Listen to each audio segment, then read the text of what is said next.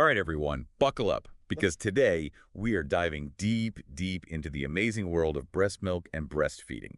We're cracking open a nursing textbook, getting into a chapter called Newborn Nutrition and Feeding. So yeah, get ready for some serious science. It's funny because when we talk about this topic, it's so much more than just biology, right? We're talking culture, we're talking psychology, the whole shebang. Oh, tell me about it.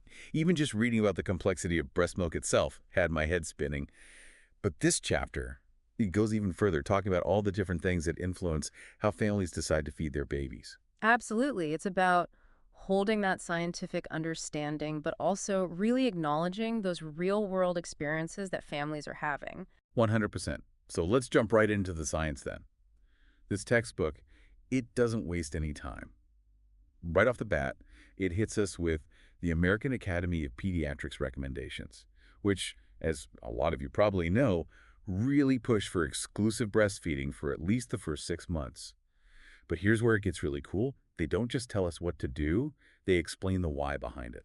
And that why really boils down to what makes breast milk so unique. Because it's not just about calories, it's not just about basic nutrients. We're talking about a living fluid, something that's constantly changing throughout the day and even within a single feeding to meet exactly what that baby needs at that moment. Hold on, back up a sec. Changing within a feeding. I need to hear more about that. So picture this. A baby starts nursing, and the first milk that they get is called fore milk. It's thinner, almost like a refreshing drink, and it's packed with lactose for energy. But then, as they nurse longer, the milk composition actually shifts to what we call hind milk, which is richer, fattier, almost like a creamy dessert at the end, providing those calories for growth. So it's like a perfectly timed multi-course meal, all orchestrated by Dot Breasts. It's incredible. And speaking of incredible design, I have to tell you, the whole process of lactogenesis, which is just a fancy way of saying how lactation works, absolutely blew my mind. Oh, it's fascinating, isn't it? Think about it. Each breast is like this intricate network of 15 to 20 lobes, kind of like a delicate bunch of grapes, if you will. And each one of those lobes, it houses these specialized cells, these little factories that are just pumping out milk. These tiny little factories working around the clock. But what tells them to start producing milk in the first place? That's where our hormonal heroes come in, prolactin and oxytocin. Think of prolactin as our milk-making maestro. So after birth, when estrogen and progesterone levels take a dip, prolactin steps up to the plate, taps the microphone, and says, "All right, everybody, time to make some milk." And that prolactin surge, that's why we hear new moms talking about their milk coming in a few days after birth, right? Exactly. But here's where it gets even cooler. This whole process runs on this amazing supply and demand system. So the more a baby nurses, the more the breasts are emptied, the more prolactin is produced, and voila, more milk is made. It's like this beautiful feedback loop between a mother's body and her baby's needs. So the baby suckling is literally telling the body, hey, we need more of that liquid gold over here. Yeah. That's wild.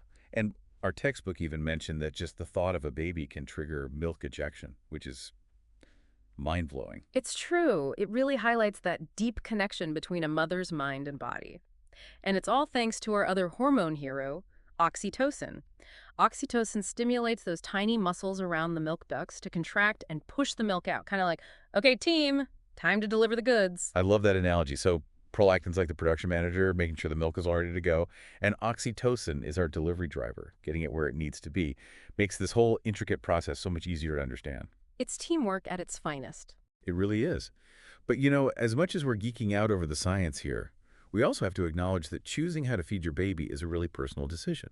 Our textbook actually talks about this, pointing out that there are a lot of reasons why someone might choose formula feeding.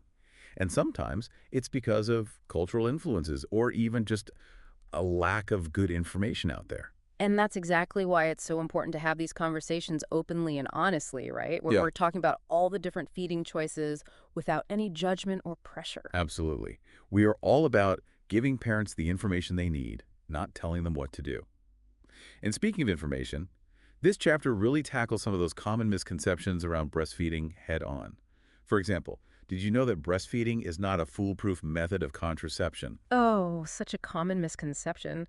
Another big one is this idea that if a mother isn't producing a ton of milk right away, that it's a lost cause, which is simply not true. There's often a lot that can be done with the right support and guidance. Absolutely, and that's something this chapter really emphasizes, the power of support systems. Yeah. But before we get into all that, I want to touch on something that I know can cause some anxiety for new moms.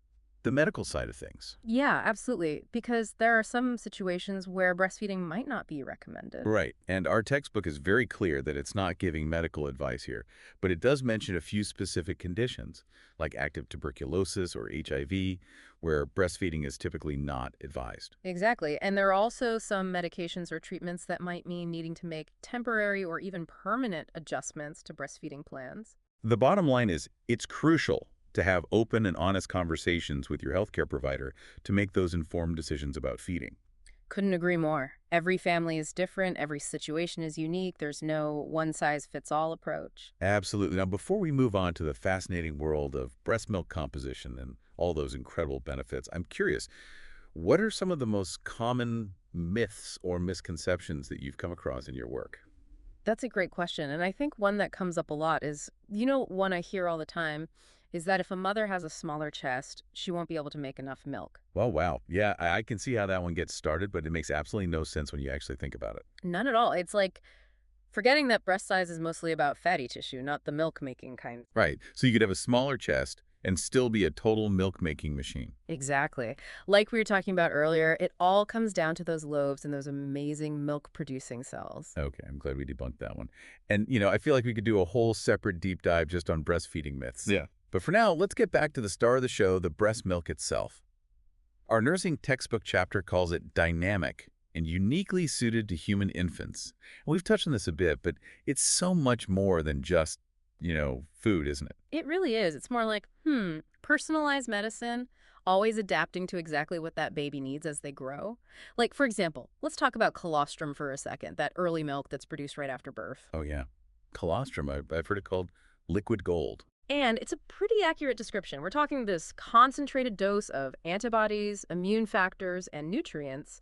It's thicker than mature milk, a little yellowish, too. So it's like this supercharged immune booster shot right when that baby needs it the most. Exactly. It helps protect them from infections when their little immune systems are still getting up and running. Oh, and here's another cool thing. Colostrum actually acts kind of like a coating for the baby's gut, getting it ready to digest milk and other foods later on. Wow. I had no idea. There's so much going on right from the very beginning. But then the milk changes again as the baby grows. It does. That colostrum gradually transitions into mature milk, which has more fat and lactose to help the baby grow quickly. And remember how we were talking about foremilk and hindmilk changing during a feeding? Well, the amounts of those change too as the baby gets bigger and their appetite increases. So breast milk is basically like the self-adjusting, perfectly calibrated recipe for growth and development. It's amazing. It's no wonder those AAP recommendations we talked about before make so much sense. Exactly. Exclusive breastfeeding for the first 6 months and then continuing for at least a year, along with solid foods, Yep. it really sets babies up for success. Okay, so we've got the science down. We've talked about the amazing things in breast milk, the benefits, which are huge. But what about the practical stuff? Our listeners want to know what to actually do with all of this information, right? Ah, And luckily for us, our trusty nursing textbook chapter gets into all of that too. it does. And one of the biggest takeaways for me is how important support is for breastfeeding mothers. And we're talking partners, family, friends, even those healthcare professionals who are trained in lactation support. It takes a village. It really does. And this chapter actually mentions some super helpful resources like La Leche League and the Baby Friendly Hospital Initiative. The best. The Lesh League is amazing for those support groups and evidence-based information. And then the Baby Friendly Hospital Initiative is doing such important work promoting breastfeeding-friendly practices in hospitals. These resources can honestly be lifesavers for those brand new parents who are just trying to figure out the whole breastfeeding thing. Totally. And as amazing and incredible as breastfeeding is, I'm sure it also comes with its own set of challenges. Oh, for sure, for sure.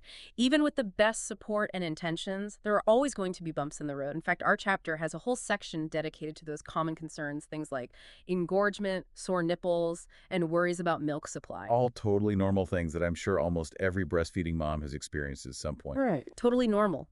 Engorgement, for instance, that's when your breasts get super full and uncomfortable. It's really common in those early weeks. Makes sense. The body's still figuring out that whole supply and demand thing. Right? Exactly. It's a learning curve for both mom and baby.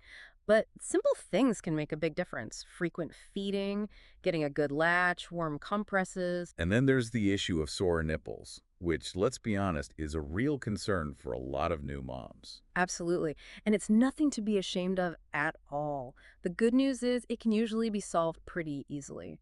Sometimes it's about getting that latch just right, using a lanolin cream, or even just letting those breasts air dry after a feeding. So many things to try, and that's where those lactation consultants can be absolute lifesavers. They can give really personalized advice based on what you're going through. They're the best. It's all about finding what works for you and your baby because everyone's journey is different. I love that. Okay, so we've covered support systems. We've talked about some of those common concerns. Now let's get into the nitty-gritty practical details, because that's what new parents really need.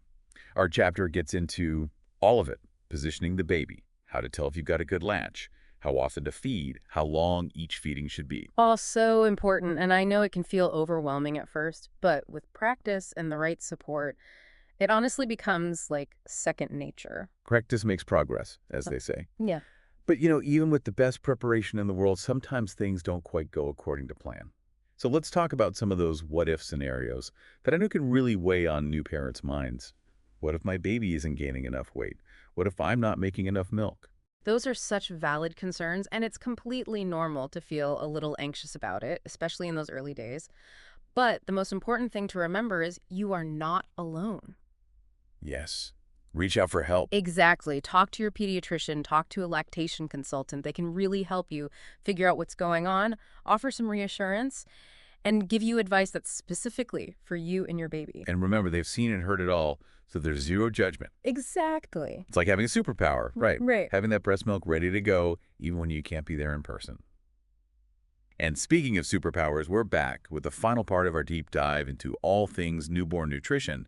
And this time we're talking about expressing and storing breast milk. And it really is empowering, giving mothers that flexibility and knowing that their babies can still get all those breast milk benefits even when they're not physically together. Talk about amazing. And our trusty nursing textbook actually gets into the nitty-gritty of it all, starting with, believe it or not, good old-fashioned hand expression. Oh, it's a classic for a reason, right? It's like that technique has been around for centuries and it's still going strong. There's something kind of cool about that. Right, and it's readily available to anyone, no need for any fancy equipment, and you would be surprised how effective it can actually be. Totally. No need to panic if you find yourself without a pump.